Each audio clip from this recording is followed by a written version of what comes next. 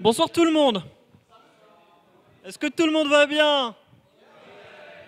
C'est bien. Alors, c'est bien que vous soyez un petit peu motivés comme ça, parce que en fait, je commence un petit peu à fatiguer et donc cette conf-là, c'est un petit peu un truc que j'ai jamais fait. C'est un style que j'ai jamais essayé et en fait, j'ai essayé de mettre un peu d'humour dedans. Le problème étant que normalement, quand j'essaye de mettre de l'humour, j'essaye de tester mon humour sur des gens avant. Et là, j'ai pas pu. Donc pour m'éviter un intense malaise, quand vous décelez de l'humour, même si c'est pas drôle, je vais vous demander de rigoler. Et puis aussi pour pas me foutre la honte sur le stream. Donc on va répéter un petit peu ça. J'ai fait une blague. Merci, fantastique. Vous êtes géniaux, vous êtes géniaux. Donc le titre de la conf vous ment pas, hein, il vous cache rien. Je vais véritablement vous raconter l'histoire du Père Noël contre les mignons. Alors, on est le 1er décembre. Donc, c'est le début du calendrier de l'Avent. On rentre dans ce mois merveilleux qui est décembre. Et qui dit décembre, dit 24 ou 25 décembre selon les gens, et dit des enfants qui attendent le Père Noël. Pourquoi ils attendent le Père Noël? Parce que le Père Noël amène des cadeaux, les enfants ont leurs petits cadeaux, ils sont très heureux, on se réunit en famille, on mange bien, et puis quand on est plus grand, on boit bien aussi. Et on a des enfants qui sont heureux. Mais qu'est-ce qu'il y a de mieux, de plus excitant que des enfants heureux? Des enfants malheureux. C'est beaucoup mieux, regardez-moi ça. Ils pleurent, c'est insupportable, on voit la tristesse dans leurs yeux, on voit la douleur, et ça fait du bien. Hein. Le malheur des uns fait le bonheur des autres. Qui se réjouit particulièrement du malheur des enfants? Évidemment, le plus méchant de tous les méchants, Grou, et sa grande équipe de mignons. Grou et sa grande équipe de mignons voient donc en Noël une opportunité incroyable de réussir à rendre tous les enfants du monde très très malheureux en faisant Noël avant le Père Noël avec leurs cadeaux bien à eux. Donc, Grou et le Père Noël vont se lancer dans une course effrénée à qui livrera les cadeaux en premier et qui l'emportera. Alors, on arrive à ce showdown, cet affrontement, ce battle d'anthologie, le Père Noël contre les mignons. Alors voyons un petit peu d'abord pour comprendre un petit peu qui va s'en sortir, on va voir l'histoire de comment ils s'organisent, comment ils font, on va voir comment ils fonctionnent. Donc voilà le badass Père Noël. Ça c'est le Père Noël, il est badass. Il a des super pouvoirs, il peut travailler hyper vite, il est vachement intelligent, il peut prendre des décisions vachement complexes, il peut faire des trucs complexes. Il a accès à beaucoup d'outils et il a un très très gros établi. Et voilà où bosse le Père Noël. Donc le Père Noël, il a des énormes armoires dans lesquelles il peut stocker tout son matériel de travail, il a un super gros établi et il est devant et il travaille à une vitesse incroyable le Père Noël pour fabriquer les cadeaux de tous les enfants. Grou à l'inverse, il n'a pas de super pouvoir. Et les mignons sont même plutôt stupides au final. Plutôt. Ils obéissent tous Grou, ils n'ont pas vraiment de volonté propre, un petit peu, mais quand même. Ils obéissent tous Grou, ils sont très nombreux, ils travaillent plutôt lentement, et ils ont plein de petits établis. Et voilà un petit peu dans quoi ils bossent. Ils sont tous dans leur chaîne de production, avec tous les cadeaux à préparer, chacun leurs petits établis, et ils sont tous en bas, en train d'attendre, à droite, les ordres de Grou. On est bon? Partons. Commençons la première des choses à faire. La première des choses à faire, c'est une fois qu'ils ont les cadeaux, on s'est supposé qu'ils ont déjà les cadeaux, c'est les mettre dans des papiers cadeaux. Alors, le Père Noël, voilà comment ça se passe. Il a ses étagères avec tous ses cadeaux, il prend le premier cadeau sur son établi, il emballe et il le met dans la deuxième armoire. Il prend le deuxième cadeau, il emballe, il le met sur la troisième armoire. Il prend le quatrième cadeau, il emballe, il le met dans l'autre armoire, etc., etc. Les mignons, en revanche, voilà ce qu'ils vont faire. Grou leur dit, mignons, prenez les cadeaux. Donc les mignons prennent les cadeaux sur leur établi. Grou leur dit, mignons, emballez les cadeaux. Ils emballent les cadeaux. Grou leur dit, remettez-les sur le tapis. Et là il leur dit, En fait, non, parce que t'as pas dit les mignons, remettez-les sur le tapis. Vous avez dit les mignons, prenez les cadeaux, les mignons, emballez-les, et et pas les mignons, remettez sur le tapis. Donc, Grou, effectivement, s'énerve un petit peu.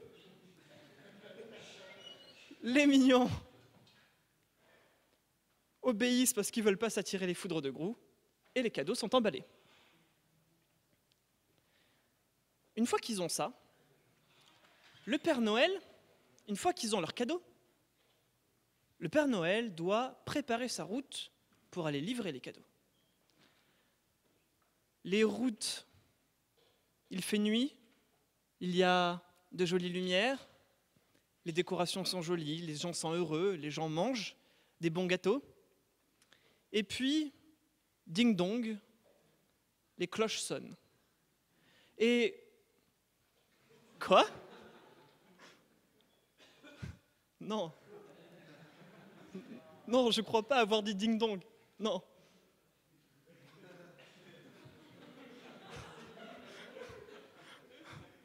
Merci pour votre solidarité sur les blagues. Non, je ne toucherai pas ton tralala. Voilà. Ok, merci. Va-t'en. Donc, les cloches sonnent, les enfants sont heureux, et les cadeaux sont donc dans ces jolies routes, dans ces jolies rues, à distribuer par les cheminées. Alors, Grou, dans sa super valise, dans sa voiture, pourquoi je dis valise? Dans sa super voiture, il doit être à peu près sûr qu'il tombera jamais en panne d'essence. C'est vachement important, sinon tout s'arrête. Le Père Noël doit être sûr que ses rennes ne tomberont pas en panne d'essence. C'est vachement important parce que sinon il ne peut plus faire sa livraison. Alors,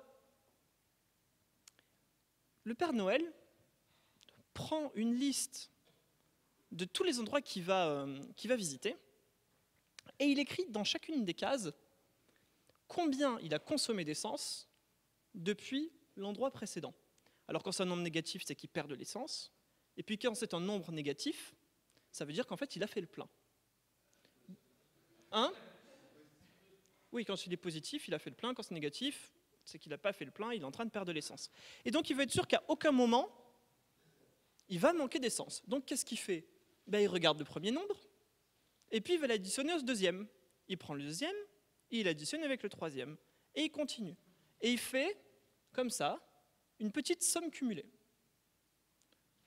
Pour le moment, tout est positif, tout se passe bien, et on arrive à la fin. Il sait exactement combien il aura d'essence dans ses rennes pour pomper les clés à chacune des étapes. Bon, là, il voit qu'il a un problème au dernier, c'est pas grave, il ira faire un petit plein juste avant. Pour les mignons, c'est un petit peu différent. Parce que il y a beaucoup plus d'arrêts que ça, normalement. Beaucoup plus. C'est juste que ça ne rentrait pas sur les slides. Donc, pour les mignons, c'est un petit peu différent.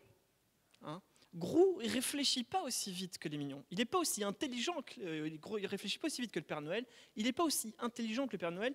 Et il ne fait pas des calculs à une vitesse incroyable parce qu'il a des super pouvoirs. Donc, il faut qu'il trouve une autre solution. Donc, Grou, il demande à tous ses mignons de se mettre en ligne. Et puis, tous, ils vont tenir les mêmes nombres que le Père Noël, parce qu'en plus, comme c'est le plus grand des méchants, il a fait d'espionnage industriel sur le Père Noël pour lui voler sa route. Mais il n'a pas volé son résultat. Et donc, il veut faire le même calcul, Grou. Il veut être sûr qu'il ne manquera pas d'essence. Par contre, Grou, il est un peu intelligent, parce que quand même, il connaît pas mal d'algorithmique. Donc, Grou, il dit, les mignons, vous regardez chacun la valeur de votre voisin de gauche, et vous l'additionnez à la vôtre. Donc, on les voit en bas avec leurs nouvelles valeurs, et puis sur le haut de l'écran, je garde un historique de ce qui se passe au fur et à mesure, et avec les flèches qui montrent bien d'où viennent les valeurs. Donc, si on voit, par exemple, le deuxième 37, il y a une flèche qui ne se voit pas bien, qui vient du 40 du dessus, et du moins 3 du dessus, c'est-à-dire le moins 3, c'était l'ancienne valeur du deuxième mignon, et le 40, c'était l'ancienne valeur du premier mignon. Une fois qu'il a fait ça, il leur dit, maintenant, additionnez à votre valeur la valeur de votre deuxième voisin sur la gauche. C'est-à-dire comme ça. Voilà. Une fois qu'il a fait ça, on leur dit, maintenant, ajoutez votre valeur à celle de votre quatrième voisin sur la gauche. À peu près comme ça.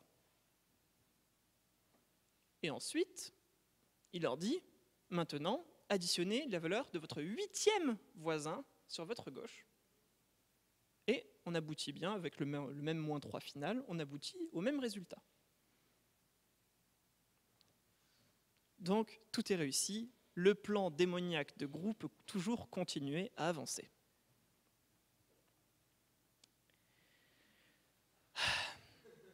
Donc, on a des cadeaux, on a une route qui est planifiée.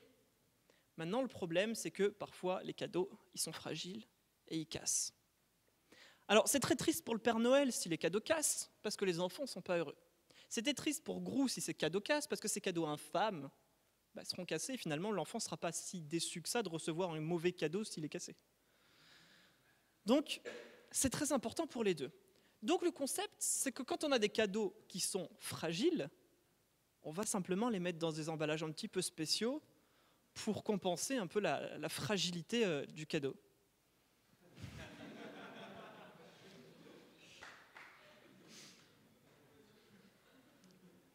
Donc, comment procède le Père Noël ? Le Père Noël, il prend le premier cadeau, il regarde, il dit « celui-là, il n'est pas fragile », il le remet à sa place. Il prend le deuxième cadeau, il fait « ah, celui-là, il était fragile, donc il le met dans l'armoire des cadeaux fragiles ».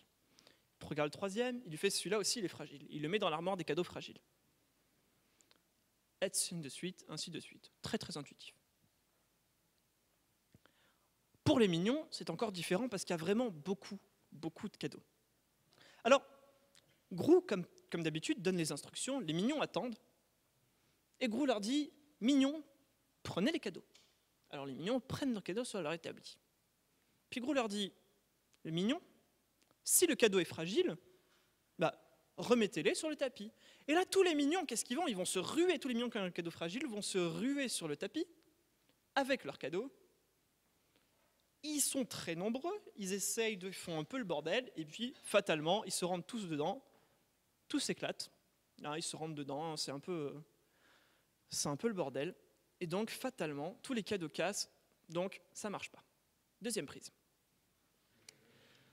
Grou voit le problème. Donc, on en était là. Grou prend des cadeaux, il dit maintenant, prenez une petite pancarte, et si votre cadeau est fragile, vous écrivez un 1 dessus, sinon, vous écrivez 0. Grou réfléchit un petit peu, il se dit, bon, maintenant que j'ai ça, on va peut-être pouvoir faire un truc intelligent. On va faire exactement ce qu'on a fait avant, quand on additionnait nos nombres. Oui, alors là, Grou, entre-temps, je pense qu'il a eu un doctorat il a eu un doctorat en algorithmique. Parce que voilà, alors, ce qu'on a fait juste avant, ça s'appelait une somme partielle. Donc il leur dit, mignon, maintenant vous faites une somme partielle, vous faites une somme cumulée entre, comme on a fait juste avant. Sauf qu'avec la légère différence qu'on mettra un 0 ici, et tout sera décalé d'un vers la droite. C'est juste une petite différence, ça ne change rien. C'est juste on décale vers la droite. Et donc, c'est pas mal parce qu'on obtient ça. On obtient ça, comme ça, et puis, du coup, maintenant, Grou, ce qu'il peut leur dire, ben voilà, les mignons qui avaient un cadeau fragile, vous regardez le nombre que vous avez, et vous allez la mettre sur le tapis, à cet endroit-là, au ième endroit. Et là, effectivement, tout se passe bien. Les mignons ne se rentrent pas dedans. Ils savent directement où est-ce qu'ils vont aller. C'est clair ? Évidemment, on labelle les cadeaux en fragile. Grou félicite les mignons, mais Grou, ce qu'il n'avait pas prévu, c'est les cadeaux non fragiles. Qu'est-ce qu'on en fait ? On les laisse sur les établis ? Non, il faut les ranger aussi. Troisième prise. Donc, Grou dit aux mignons, cette fois-ci, les mignons prenaient 2 pancartes. Sur une, les pancartes F comme fragile. Si votre cadeau est fragile, vous mettez un 1, sinon vous mettez un 0. Et sur la pancarte NF comme non fragile, vous faites l'inverse. S'il est non fragile, vous mettez un 1, sinon vous mettez un 0. Donc c'est-à-dire que chaque mignon va se retrouver avec exactement, à chaque fois, donc la première ligne c'était la même qu'avant, et la deuxième ligne c'est juste l'inverse. C'est juste l'inverse. Et Grou, il réfléchit vraiment. Il dit, maintenant, vous allez faire comme avant, puisque c'était quand même vachement intelligent, cette idée d'additionner comme ça de gauche sur la droite pour avoir le numéro de l'emplacement. C'était quand même vachement bien. Donc on va continuer à le faire comme ça, de gauche à droite en haut, mais on va le faire de droite à gauche en bas. on obtient ça. Et là, Grou, il continue à réfléchir comme ça, il dit, maintenant, si votre cadeau était fragile, bah, vous regardez le nombre que vous avez, vous prenez ce nombre en partant du début, et vous le mettez à cet emplacement-là. Si votre cadeau n'était pas fragile, vous regardez le nombre qu'il y a dessus, et vous le mettez à cet emplacement en partant de la droite. Et du coup, tout se passe à peu près bien. Et là, Grou est plutôt content.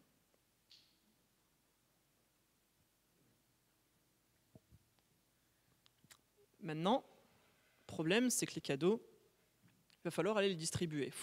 Donc, faut les classer par région, en fait, simplement pour ne pas avoir une note immense, ou simplement parce que quand vous êtes à Paris, si vous êtes sur la pile, qu'il y a plein de cadeaux de Marseille du dessus, c'est pas très pratique d'aller les chercher du dessous. À noter que je suis pas sûr que les enfants de Marseille aient beaucoup de cadeaux parce qu'il faut être sage. Je suis de Marseille, je peux. Donc, le Père Noël a son beau traîneau. Et voici, donc ça c'est un plan. On va pas considérer la France, parce que c'est un peu grand, il y a un peu beaucoup de codes de régions en France, etc. Non, on va prendre un pays dont ceci est la carte. On va prendre une version légèrement simplifiée. Et puis, on va afficher dedans le code postal. Voilà. Donc, c'est un pays avec une carte relativement simple, une fois qu'on l'a simplifiée. Et puis, on a, du coup, 7 régions à l'intérieur. Alors, le Père Noël, pas compliqué. Il a affiché le code postal de destination des cadeaux sur chacun des cadeaux. Maintenant, il veut juste les mettre dans les bons sacs. Donc, il a pris un sac par région. Il prend le premier cadeau, il dit, bah, celui-là, il y a marqué 0, je le mets dans le sac 0. Celui-là, il est marqué 3, je le mets dans le sac 3. Celui-là est marqué 3, je le mets aussi dans le sac 3, etc., etc. Vraiment pas compliqué. Alors maintenant, imaginez un instant qu'avec les mignons, on essaye de faire exactement ça. Donc tous les mignons prennent un cadeau, on leur dit, s'il y a marqué 3 sur votre cadeau, allez le mettre dans le sac. Ils vont tous se jeter sur le sac, ils vont tous se taper dessus, ça ne va pas du tout bien fonctionner. Donc il faut trouver encore une stratégie. Donc Grou, vraiment, il commence à avoir l'habitude, commence à être... Vraiment, Grou, il a pris des manuels depuis, il a pris des bons petits manuels d'algorithmique, et il commence vraiment à avoir un petit peu l'habitude de gérer tous ces mignons. Et donc, pareil, donc on a mis tous les cadeaux des mignons sur le grand tapis roulant, et Grou leur dit, mignons, prenez les cadeaux. Alors les mignons prennent les cadeaux. Et là, il leur dit, mignons, en fait, réécrivez le code postal, mais en binaire.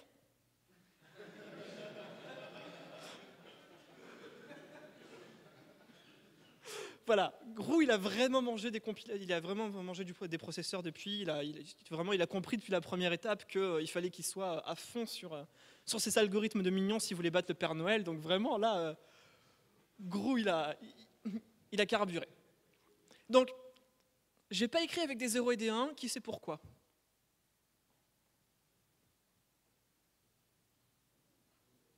Pardon? Parce qu'en fait, ça ne rentrait pas dans les cases. Voilà, donc le point, c'est le 0, le pipe, la barre, c'est 1. Voilà, est-ce que vous arrivez quand même à voir les nombres? Voilà. Sinon, c'était vraiment trop petit, ça ne rentrait pas dans les cases, c'est juste pour ça. Donc, ils ont pris les cadeaux et ils ont réécrit le nombre en binaire. Et donc là, il s'est aperçu, Grou, que quand il avait trié les cadeaux, il s'était passé un truc qui était assez intéressant. Déjà, c'est qu'il pouvait trier, s'il prenait fragile ou pas fragile, il pouvait changer ce critère de tri. C'était assez intéressant. Et en plus, il s'est rendu compte que, et ça c'est assez intéressant, que les cadeaux, tous les cadeaux fragiles allaient se retrouver à gauche, tous les cadeaux pas fragiles allaient se retrouver à droite, mais ils allaient conserver leur ordre par rapport à leur emplacement d'origine.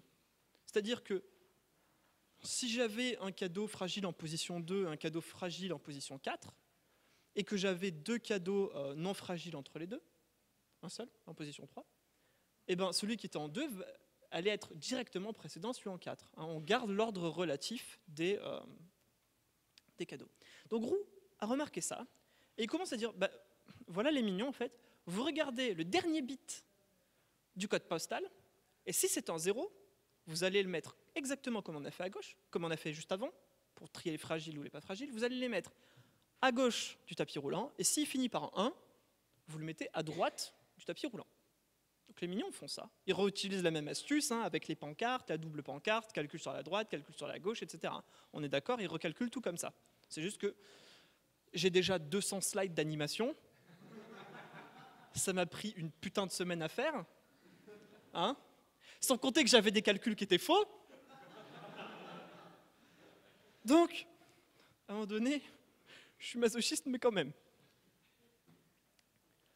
Donc voilà ce qu'on obtient. Donc on a vraiment pareil, j'ai un historique au-dessus, donc la séquence initiale, et puis après, donc une fois qu'on trie avec tous les cadeaux qui ont un code postal avec un bit 0 à gauche, qui finissent par 0 à gauche, qui finissent par 1 à droite. Il dit remettez-les sur le tapis, et voilà ce qu'on obtient. Grou, il voit bien que c'est toujours pas trié. Enfin, c'est toujours pas bon. Donc là, il fait mignon, reprenez les cadeaux. Il les reprend, mais ils sont dans un ordre différent maintenant. Il leur dit maintenant, vous allez les remettre sur le tapis, vous allez encore les trier, mais avec le bit du milieu. Voilà ce qu'on obtient. Il leur dit, mignon, reprenez les cadeaux. Et mignon, retriez-les sur le tapis à partir du bit qui est tout à gauche. C'est peut-être une des erreurs dont je parlais. Pourquoi? C'était quoi le problème? Non, ça... Ah oui, oui. Et donc, on peut se permettre de le réécrire en décimale, et là, on s'aperçoit qu'en faisant ça, on a trié les cadeaux par code postal. Ce qui est assez intéressant, parce que du coup, maintenant, les mignons vont pouvoir travailler côte à côte, puisque côte à côte, en fait, ils ont le même code postal, ce qui est plutôt intéressant. Donc, qu'est-ce qui s'est passé? On a trié sur le bit de poids faible, on a retrié sur le bit du milieu, et on a retrié sur le bit de poids fort. Et au final, on a une séquence qui est triée. Une fois qu'on a fait ça, on n'a toujours pas résolu le problème, on est d'accord, on a juste un bout, on a juste des bouts de code postal, mais on n'a toujours pas mis dans les sacs. Donc, mignon, reprenez les cadeaux sur votre établi. Mignon, prenez le cadeau de votre voisin de gauche si c'est le même code postal que le vôtre. Donc les mignons prennent les cadeaux. Mignon, prenez les cadeaux de votre deuxième voisin à gauche si c'est le même code postal que le vôtre. Mignon, prenez les cadeaux de votre 8e voisin à gauche si c'est le même code postal que le vôtre, etc. Oui, 4e, j'ai dit 8e. Merci pour la correction. Oui, 4e. Et donc là, effectivement, on voit bien que parmi ce qui reste, on a bien les sacs qui sont formés. Et les mignons ne se sont pas rentrés dedans. Voilà. Hop. On a bien les sacs qui sont formés. Chaque mignon qui avait la pile de cadeaux, maintenant, peut se permettre d'aller la poser dans le sac, et l'affaire est résolue. Alors, qui va gagner? On a vu comment ça se passait l'un et l'autre. Qui va gagner? Le Père Noël ou les mignons? Alors tout ça était une métaphore. Je vous présente Intel Santa Xeon.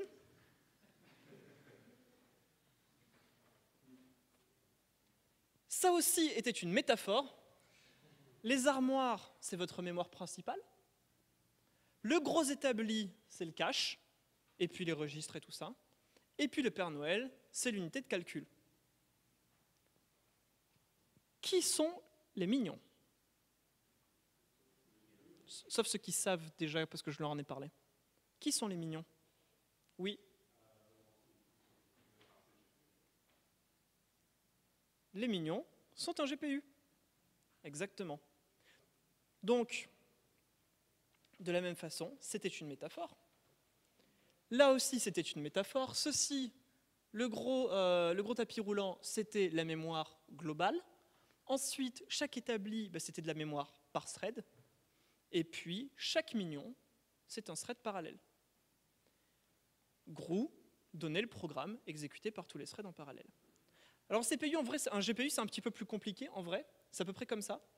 Ce qu'il faut retenir, ce qui est intéressant, alors je ne vais pas rentrer dans des détails bas niveau, parce que je ne veux pas, parce que, en fait, ça deviendrait tout de suite immédiatement compliqué, très compliqué, et que si je vous dis, en fait, je vous fais une présentation sommaire, ça n'a pas d'intérêt. Parce que quand on est en train de faire de la programmation sur GPU, c'est d'avoir des grosses perfs. Le but, c'est d'avoir des grosses perfs. Si je suis en train de vous dire, oui, mais je vous invite ce détail parce que c'est plus simple, mais ça rapporterait plus de perfs, ça n'a aucun sens. Ça n'a aucun sens. Et ensuite aussi parce que je ne maîtrise pas tant. Oui, alors, disclaimer, maintenant qu'on a abordé le sujet, je ne suis pas un expert du domaine. Je vous le présente parce que je trouve ça extrêmement intéressant, parce que ça me fascine en ce moment, parce que j'adore cette façon de penser, parce que c'est nouveau pour moi. J'essaierai de répondre à vos questions dans la limite de mes connaissances, mais je ne suis pas un expert. Donc, j'en étais là. J'en étais au design, à l'architecture du GPU. En gros, ce qu'il faut comprendre, c'est que tout là on a de la mémoire qui est partagée parmi tous les threads du GPU. Ensuite, les mignons, donc chacun de ces points là, c'est des mignons. C'est des choses qui vont faire un petit bout de travail sur un élément. Et ils sont regroupés dans ce qu'ils appellent des SM, des multiprocesseurs. Ça, on ne va pas en parler, parce que c'est de l'architecture de GPU, parce que l'architecture du GPU change évidemment avec chaque nouvelle architecture de GPU, donc les Pascal, les Maxwell, les Fermi, tout ça. Ça change à chaque fois un petit peu. Que j'ai pas envie de vous donner des informations outdated ou des informations que je ne maîtrise pas, et que j'ai envie de rester sur un niveau un petit peu plus théorique.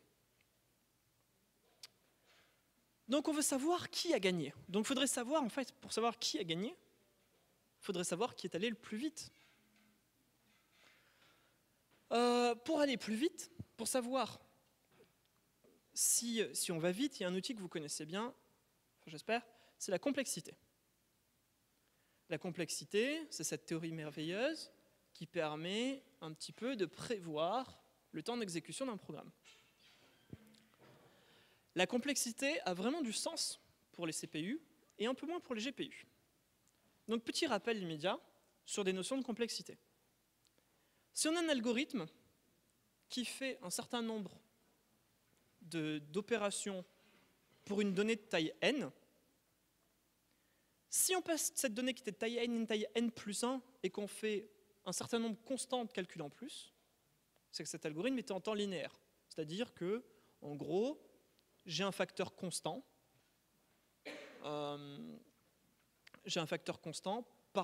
d'opérations par nombre de données. Typiquement, si je veux écrire, je ne sais pas moi, le nom de l'enfant sur les cadeaux, mon opération d'écrire le nom prend un certain temps et je vais le répéter une fois par donnée. Une très bonne façon de voir, c'est si je traite une fois chaque donnée, je suis en temps linéaire.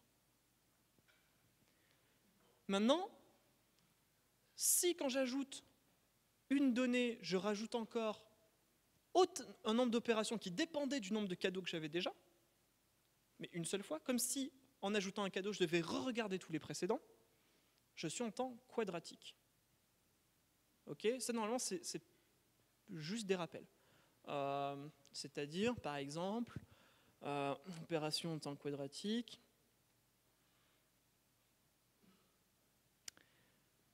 Si quand j'ajoute le double de cadeaux qu'il y avait déjà, je rajoute juste un temps en computation constant, c'est que j'étais sur un truc en log n. Donc typiquement, c'est-à-dire qu'à chaque fois, je coupe mon problème en deux. Binary search, tridichotomie. Si quand je double ma taille de cadeaux, je rajoute quelque chose qui dépendait déjà du nombre de cadeaux que j'avais, plus encore un coût constant, je suis en n log n, comme les tricks que vous connaissez. Donc ça, c'est très très bien pour le CPU. Maintenant, pour le GPU, on voit que ce n'est pas pertinent, parce qu'il y a beaucoup de calculs qui tournent en parallèle. Donc, si on calcule la complexité comme pour le CPU, on va bien obtenir le travail que fait le GPU. On va bien obtenir le travail qui est fourni par les minions. Mais on ne va pas obtenir le temps que ça prend. Puisqu'ils font plein de choses en même temps. On ne va pas obtenir le temps que ça prend. Alors, ça, on va supposer, c'est une hypothèse théorique, qu'on ait une infinité de minions à disposition, ou au moins qu'on en a suffisamment pour les données qu'on traite. Sinon, effectivement, tout ce qu'on va dire maintenant n'a plus d'intérêt. Sur un GPU, vous avez énormément de processeurs, de calculs parallèles qui sont à disposition. En fonction de la taille de la data, c'est une hypothèse qui est relativement saine à faire. Et donc, on va plutôt se poser une autre question. Au lieu d'évaluer le nombre d'opérations qu'on fait, on va se demander combien d'étapes on fait, c'est-à-dire en parallèle. Les étapes sur mes dessins, c'était à chaque fois une ligne. Donc, les cadeaux, je prends un élément, j'applique une opération dessus, et je repose l'élément. Ça, c'était emballer les cadeaux. Je prends un cadeau non emballé, je l'emballe, je le repose. Qu'est-ce que c'était comme algorithme? Oui. Map, c'est bien, tu l'as vu dans la mission, non, c'est bien.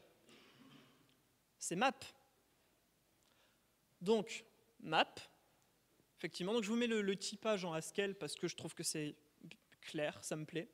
Et puis, je vous le mets, alors, presque en C++, mais pas vraiment.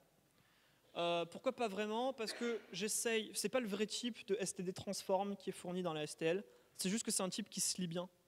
Parce que celui dans la STL, il se lit pas bien parce qu'il est beaucoup plus générique, il est beaucoup plus... Bref, on s'en fout. C'est juste que ça se lit bien. Et ça dit exactement la même chose. Donc, map, j'ai une fonction qui prend quelque chose qui est du A, qui renvoie à quelque chose qui est du B. Je donne une liste de A. Sur chacun de ces A, j'applique cette fonction et j'obtiens une liste de B. Ça, pas compliqué. C'est la même chose en C++ si on voulait. J'ai un vecteur de A, j'applique ma fonction f dessus et je lui rends un vecteur de B. Pas compliqué. Quand on fait du map, on prend un seul cadeau à la fois, on le regarde une seule fois, on est évidemment en temps linéaire. Pour les minions maintenant, quel est le travail de cet algorithme? Est-ce que vous avez une idée?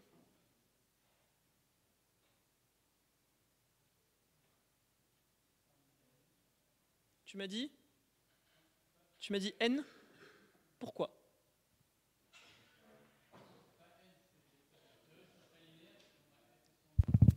Et confiance en toi parce que ta réponse a l'air juste.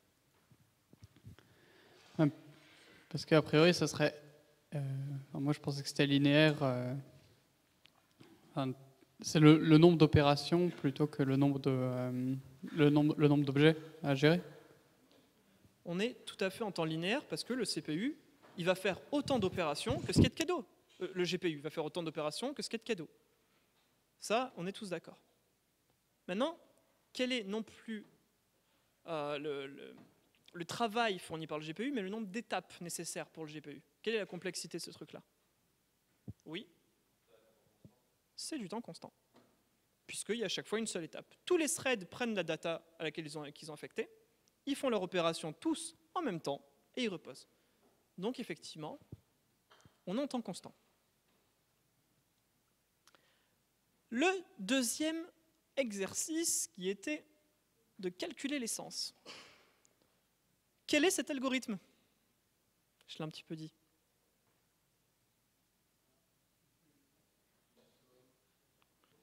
C'est un algorithme qui s'appelle scan. C'est beaucoup plus général qu'une somme cumulée. C'est un algorithme qui s'appelle scan.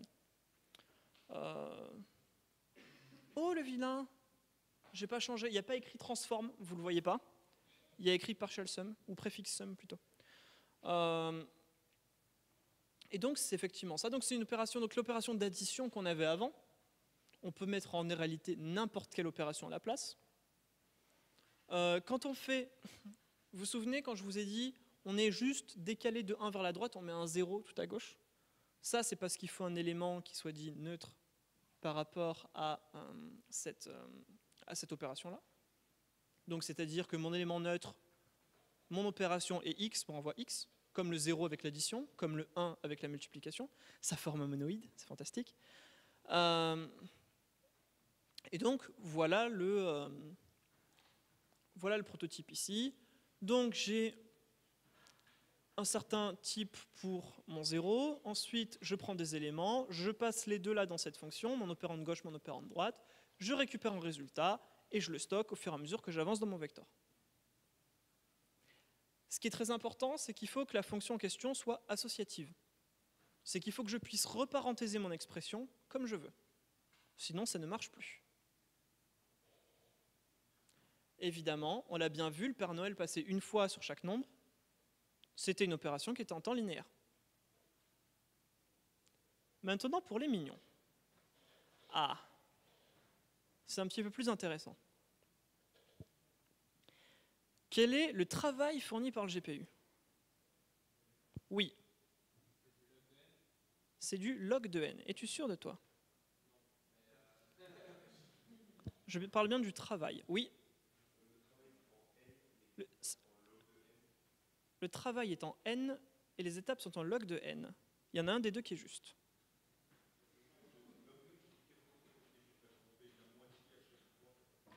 Effectivement, à chaque fois on divise par 2, à chaque fois qu'on descend de ligne, donc il y a effectivement log n étapes.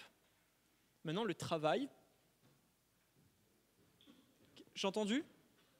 N log n, on va faire, à chaque fois on va traiter pratiquement tous les cadeaux, modulo un certain facteur, mais on est effectivement sur du log n. D'ailleurs ça se voit très bien, hein. N opérations en ligne, n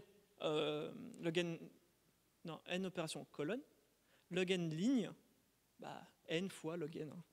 Voilà, ça se voit très très bien. Ça c'est l'algo que je vous ai montré. On itère par puissance de 2, et puis on traite une portion des données à chaque time step. On a ça. Du travail en n log n, et puis log n étapes. En vrai, il y a un algo plus intelligent que ça, qui est l'algo de Blaylock. Celui-là c'était Illistil. Il y a l'algo de Blaylock qui arrive à diminuer le travail en n. Bon, reste en log n sur les étapes. On va le supposer jusqu'à maintenant. Il est vachement bien, il fait une sorte d'arbre. En fait, il a 2 passes. En fait, je n'ai pas expliqué cet algo déjà parce qu'il est beaucoup plus compliqué, beaucoup moins intuitif. Et puis ensuite parce qu'il ne tenait pas dans la slide. Mais il a 2 passes. D'abord, il construit une sorte d'arbre binaire en calculant, et puis ensuite, il ignore certaines valeurs, et après, il réinjecte ces valeurs en redescendant sur... Enfin, c'est assez sympa. J'ai des images, si vous voulez les voir à la fin. Et je vous montrerai les images et je vous laisserai les regarder. Hein. Je me passerai de tout commentaire. Donc, il y a un algo qui est meilleur. Et on va conserver ça comme complexité en tête, parce que vous voyez, vous vous souvenez que calculer, faire la somme de tout ce qu'il y avait soit à gauche, soit à droite, c'est un truc qu'on a utilisé vachement beaucoup. Hein, on l'a utilisé pour calculer les positions aussi, on l'a utilisé quand on devait trier, on l'a utilisé tout le temps.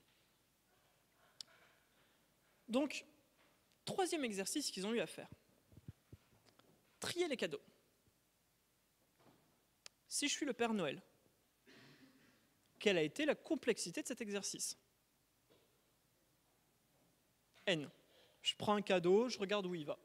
Je prends le cadeau d'après, je regarde où il va. Je prends le cadeau d'après, je regarde où il va. Ça, c'est un algorithme filter. Je prends que les cadeaux qui correspondent à mon prédicat. En CPP, il y a removeIf qui fait ça. Ça marche bien. Alors, en vrai, c'est pas filter, c'est compact. C'est-à-dire que je ne garde plus que cela. Non, mais c'est filter, si. N'importe quoi. J'ai confondu avec partition. Donc là, on a bien ce qu'il faut. Donc j'ai une fonction qui prend un objet, qui renvoie un booléen, genre est-ce que ça satisfait ma condition ou pas. Je prends la liste qui contient tous les objets. Sur chacun de mes objets, j'applique mon prédicat, et il me reste la liste qui contient seulement les objets qui satisfont ce prédicat. En CPP, j'ai pris removeIf parce qu'il est dans la STL, toujours pas comme ça, hein, toujours pas avec ce proto, parce que du coup, il n'y a plus qu'à prendre le prédicat et son inverse. Hein.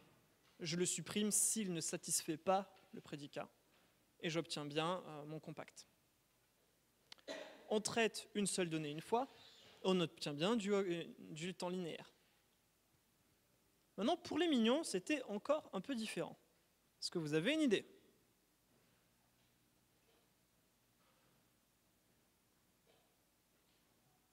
Est-ce que je vous perds? Non? Alors rappelez-vous comment ils ont fait leur filter, les mignons. Les mignons, ils ont tous écrit sur leur petite pancarte 0 ou 1, ils ont fait une addition, ils ont regardé le numéro qu'ils avaient dessus et ils sont allés le poser à cet emplacement-là. En gros, ils ont fait un scan, quoi. Est-ce que vous vous souvenez de la complexité de scan? En travail et en étape. En travail, on avait dit qu'on était sur du linéaire avec l'algorithme de Blalock. Et en étape, on était sur du log n. Donc c'est exactement ça qu'on fait. On n'a rien fait de plus qu'un scan, mais avec une utilisation différente.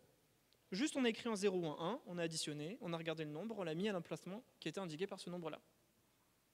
Donc cet algorithme, c'est compact, c'est exactement la même chose. On regarde les datas une seule fois, on regarde si elles satisfont le prédicat, on fait un scan, et on remet à l'emplacement. La deuxième fois, il est resté les mignons avec les cadeaux pas fragiles qui voulaient eux aussi mettre leurs cadeaux sur le tapis roulant. Ils ont juste fait un deuxième scan. Ça ne change rien à la complexité. Hein, c'est du log n plus du log n, ça reste du log n. Cet algo-là. Alors on commence à avoir l'habitude. Complexité pour le Père Noël. N, je prends le cadeau, je regarde son code postal et je le mets dans le bon sac. Cet algo-là, c'est soit un algo d'histogramme, soit un algorithme de groupage. Il y a encore des protos qui deviennent plus ou moins hasardeux parce qu'il y a plein de façons différentes et de contraintes différentes d'implémenter ces opérations-là. Et effectivement, on est sur du temps totalement linéaire. Maintenant, rappelez-vous ce qu'ont fait les mignons. Les mignons, pour faire ça, ils ont d'abord trié tous les cadeaux par code postal pour avoir tous les codes postaux, les mêmes codes postaux adjacents. Et ensuite, ils ont fait une réduction, c'est-à-dire qu'ils ont récupéré toutes les valeurs pour n'en faire plus qu'une, et ensuite ils l'ont mis au bon emplacement. Donc en vrai, il y avait deux opérations. Il y avait d'abord un tri, et ensuite une opération de réduction, réduction par clé, la clé étant le code postal, c'est-à-dire qu'on ne réduit pas toute la séquence, on réduit juste les cadeaux qui avaient le même code postal. Donc on va voir ces deux algos séparément. Le tri, si on le fait sur un processeur, on a une limite théorique pour un tri comparatif qui est du n log n. Quicksort, merge sort, etc. J'ai une petite note parce que je suis en train de donner la complexité d'un tri comparatif et je n'ai pas utilisé un tri comparatif sur le GPU. Ce que j'ai utilisé, ça s'appelle un radix sort. Ce n'est pas un tri qui est comparatif, c'est juste un tri, c'est un tri par comptage. Et on pourrait aussi utiliser le radix sort sur le CPU. On pourrait. Donc, la complexité du radix sort chez les mignons, voyons voir, est-ce que vous avez une idée? Log n? N log n? Alors, c'est quoi n, c'est quoi log n du coup? Ouais, n c'est le nombre de cadeaux. Et le log n vient d'où? C'est le nombre de bits. Donc si on a effectivement une clé qui a k bits et n cadeaux, on a une surcomplexité de kn. En étape, comme à chacune de ces étapes-là, on doit refaire un scan pour recalculer une nouvelle adresse, puisqu'on a besoin de partitionner. Partitionner, on avait dit que ça prenait log n étapes. Du coup, on est en k log n en étape. Et puis enfin, quand il fallait rassembler les cadeaux, quelle était la complexité de ce truc-là?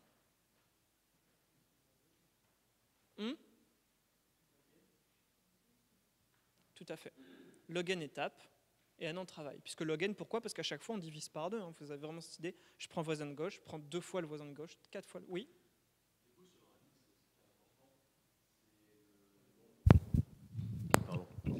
Du coup, ce qui est important, c'est le nombre d'items qu'on a en entrée et aussi la taille des bits. Oui, tout à fait. D'accord, merci. Tout à fait, c'est relativement important. En vrai, quand tu tries des clés, même sur CPU, que tu veux trier basé sur une clé qui est numérique, que tu sais que ta clé va tenir sur peu de bits, bah, utilise un radix. Si par contre ta clé tient sur pas beaucoup de bits, en fait tu te retrouves avec du KN, ou alors, enfin on va dire du NK, que tu vas aligner avec du N log N. Et du coup, il faut que K soit plus intéressant que log N. Et si ton K c'est 32, il faut vraiment que, enfin pour avoir un log N qui vaut 32, il faut que tu aies vraiment énormément de données. Donc il faut comparer ça. Donc le radix sort, hein? Merci, c'est pas la taille des bits qui compte. Très très bien. Je répète ta blague pour le stream. Donc effectivement, si on met les deux, comprend la complexité du radix sort et la complexité du reduce by key. Donc le reduce by key, oui, on s'en fout. On nous a bien donc du KN pour le radix sort, du N pour le reduce by key. Tout ça, ça fait du KN, hein, puisque le N est négligeable devant le KN. En bas, on a du K log N face à du log N. Le log N est négligeable devant le K log N. On a donc du O de KN en travail et du K log N en étape. Qui a gagné? Ta-ta-ta-ta. Roulement de tambour, s'il vous plaît. Merci.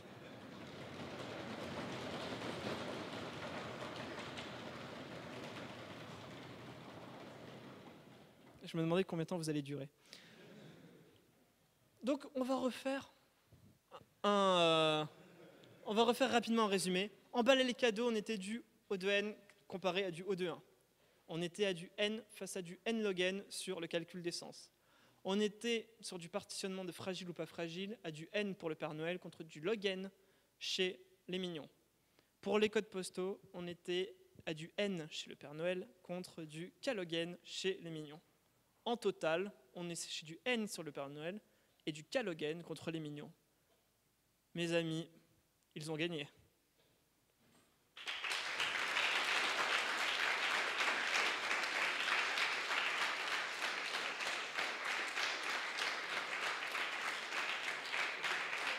Oh, oh, oh, oh.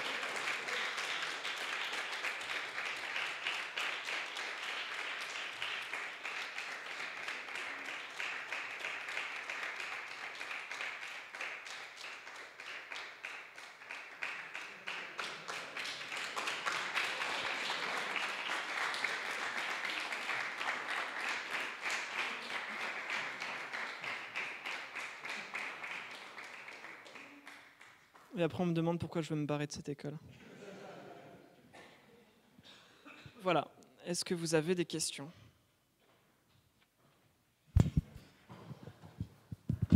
Ouais, on est d'accord que les histoires de complexité, ça commence à devenir intéressant quand n est très grand. Enfin, plus n est grand, plus la complexité, c'est une question intéressante. Tout à fait. Sauf que on parle en bien pratique, de complexité asymptotique. Hein. En pratique, dans la vie, il n'y a pas une infinité de corps dans notre GPU. Non. Et du coup, les complexités, elles sont cassées sur des nombres un peu grands. Alors, en fait, c'est ce que je disais quand j'ai dit on va faire l'hypothèse que notre GPU contient une infinité de processeurs, en tout cas de threads qui s'exécutent en parallèle, ou un nombre suffisant. Et si tu regardes l'architecture de ton GPU, il y en a vraiment énormément. Vraiment. Donc en vrai, tu vas pas vraiment être limité, tu n'es pas limité par ton nombre de GPU pour peu que tu aies une bonne carte graphique. Enfin, c'est-à-dire, il y a combien de corps dans un GPU standard aujourd'hui, à peu près? Alors, à peu près... non. Oh. Alors, si je dis pas de conneries, je vais préfixer toutes mes réponses quand je suis pas sûr par si je dis pas de conneries. Quand tu fais tourner un pixel shader, tu as un thread par pixel. Calcule ça sur une image en belle résolution. Ça fait beaucoup. Maintenant, tu peux voir combien de threads. Ça fait plus de 9000. Hein? Ça fait plus de 9000. Over 9000. tu peux faire une recherche Google là immédiatement si tu veux voir sur là, par exemple sur la 1080, la Pascal 1080, combien de threads qui peuvent s'exécuter en parallèle. J'ai les références vers la doc, je l'ai plus en tête. Sachant que tu vas avoir le nombre de threads, mais tu vas aussi avoir les varps. Et ça, c'est encore, je crois que tu peux multiplier par 32, mais je suis pas sûr. Parce que du coup, ils font du SIMD ou multiplient par 32 à chaque fois, je suis pas sûr. C'est pour ça que je ne voulais pas rentrer dans les détails bas niveau, parce qu'ils sont extrêmement complexes, que je ne maîtrise pas et que ça dépend énormément de la plateforme. Enfin, ça dépend énormément du GPU sur lequel tu bosses. Là, du coup, je lis 2048 corps, ce qui fait pas tout à fait un corps par pixel. Même Non. pas du tout, en fait. Effectivement. Core ou multiprocesseur? CUDA core. Ok. Je pense que tu peux supposer qu'ils ont chacun 32 varps. Et donc tu peux multiplier ce nombre par 32. Ce qui devient pour le coup assez conséquent. Ok. Mais c'est si je dis pas de conneries. Merci.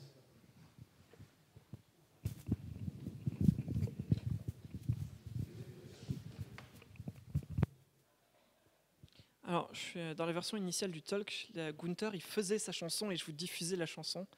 Si vous y tenez... Oui. Alors, moi, ma vraie question, c'est d'accord, c'est cool, les Mignons, ils ont gagné, Père Noël, il a perdu, du coup, les GPU, c'est mieux. Mais alors, pourquoi est-ce qu'on a encore des CPU? Alors, pourquoi on a encore du CPU? Parce que le Père Noël, il sait faire des décisions complexes. Il peut prendre des décisions complexes. On a bien vu que le GPU, déjà, il faisait des opérations qui étaient tout le temps très simples. C'est un périphérique, et juste un périphérique, qu'il est beaucoup moins rapide, mais vraiment beaucoup moins, et qu'à moins que tu aies besoin de traiter des données massivement parallèles, tu n'as pas besoin d'utiliser ton GPU. Donc il faut une grosse quantité de données. Quand tu fais un site web, tu ne le feras pas sur GPU, ça n'a aucun sens. Ça n'a aucun sens. Tu passes pas ton temps à faire le même calcul sur plein de choses en même temps. Tu as toujours ton calcul très séparément, et tu vois, ta donnée elle arrive, tu suis tout le code passe, tu renvoies ta page, etc. etc. Tu n'es pas sur du GPU. C'est vraiment une grosse quantité de données et une opération exécutée en parallèle. Typiquement, de l'image. Une opération par pixel, typiquement. Du rendu 3D, une opération par vertex, typiquement. Tu me suis? Ouais. Ça répond à ta question? Ouais, c'est bon. Merci. D'autres questions ici?